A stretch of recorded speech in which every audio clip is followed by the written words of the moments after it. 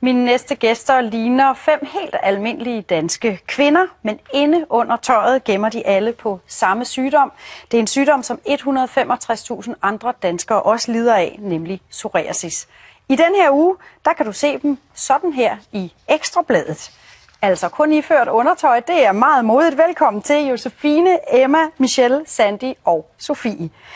Josefine, jeg tænker, en ting er, at man skulle stille sig frem i undertøj i Ekstrabladet, men at stille sig frem med psoriasis, som I lider af, det må kræve noget mod. Hvordan kan det være, at I har sagt ja til det? Ja, det gør det også. Altså, grunden til, at vi gør det, er, fordi psoriasis er en kronisk sygdom, som du lige sagde, rigtig mange lider af. Og den vises ved de her pletter på kroppen. Og vi synes, der er så meget mere bag det, end bare de pletter der, som vi gerne vil vise frem. Altså, der er helt almindelige mennesker bag den sygdom. Og det ser man ikke rigtigt, så vi synes, det var rigtig vigtigt, at vi ligesom kunne stå frem og sige, at psoriasis er ikke bare en sygdom. Og især også for de unge mennesker. Det er rigtig svært som unge at stå frem med psoriasis, og det har vi alle sammen selv været igennem. Så derfor så valgte vi, at det var en super god kampagne at skulle have frem, og det skulle den bare, så andre mennesker kunne se, at det ikke, man behøver ikke at gemme sig og være flov over det.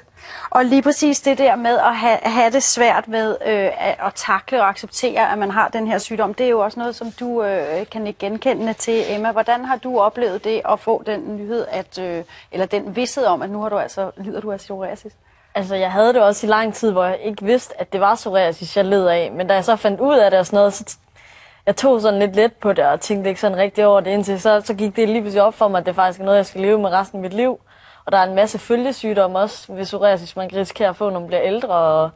Og der var ligesom bare mange ting, der ligesom begyndte at gå op for en. Jeg har meget haft den der med, at man ikke rigtig erkender det, og jeg har nægtet at behandle mig selv eller gå i behandling, og det er ikke så slemt, og der er ikke nogen, der kan se det, og haft nogle virkelig voldsomme diskussioner med min mor om det og sådan noget, og så man bliver bare nødt til at give efter, og så bare acceptere, at det er en del af en, og det vil det være resten af ens liv.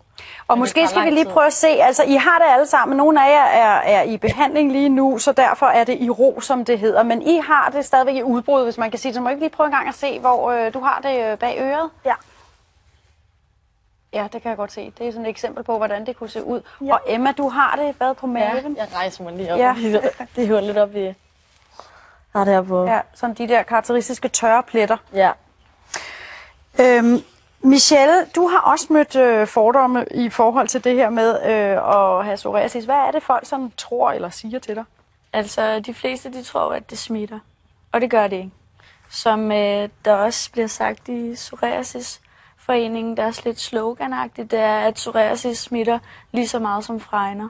Okay, så det er noget med, at folk ikke tør give dig hånden? Og... Ja, altså det er meget sådan med, at de vil ikke røre det, og det er ulækkert og sådan. Og det værste det er, hvis folk de ser det, så de siger sådan, hvad er det, ikke? Det må være virkelig, virkelig ubehageligt. Ja. Det har du jo faktisk oplevet, Sandy, at du fik nogle grimme ting at vide. Jamen, altså, der var på et tidspunkt, jeg var i byen med min veninde, hvor vi mødte 2 fyre, og de var søde, og der var ikke noget der. Og så lige pludselig så fik de øje på mine hænder, hvor jeg havde psoriasis på det tidspunkt, hvor de lige pludselig begyndte på at hvor er det ulækkert, og hvad er det, og smitter det, og hvor er det klamt, og der er virkelig nogen, der var sammen med en, der har sådan noget på kroppen, og sådan. Altså, så går man hen og bliver sådan helt indelukket af det, og får det rigtig dårligt med sig selv, og altså, det var godt nok lidt et slag, der kom på det tidspunkt. Så du havde jo svært ved, kan man forestille sig så, og som du også har fortalt mig så, at ligesom knytte dig til, eller turen. Det var meget svært at finde fyr. Ja. Altså, der skal meget til, før man, når det har været slemt, at man åbner sig over for dem, og de skal vide med det samme, inden at de ser en uden tøj på, at man har altså det her på kroppen, om det er noget, de kan acceptere, om det er noget, de kan leve med også.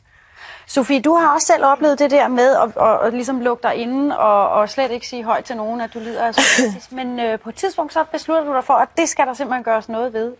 Hvad var det, der var vendepunktet for dig? Jamen, det var egentlig min kontaktlærer på min efterskole, der lagde mærke til, at jeg egentlig havde det rigtig skidt med det her. Og valgte, at det her de skulle siges foran alle mine efterskolekammerater, 150 mand cirka, at jeg altså havde den her sygdom. Og det gør han. Og jeg sidder og storsidder, og lige pludselig finder de ud af, at der er en anden pige bag mig, der faktisk har følelser, og ikke er den der sure tøs, der render rundt og pakker sig ind i halsterklæder og hættetrøjer. Og så også det, man møder nogen, der har det samme. Nu har vi jo alle sammen mødt hinanden på sommerkurset, og det klinger bare.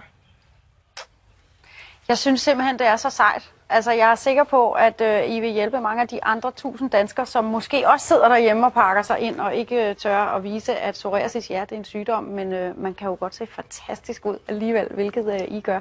Hvor er det sejt, at I står frem her. Tak. Jeg håber, at I kommer over det. Det kommer man jo ikke, men kan finde ud af at leve med det og fortsætter med at være så seje, som I er nu. Tusind tak skal I have, fordi I kom herind. Tak.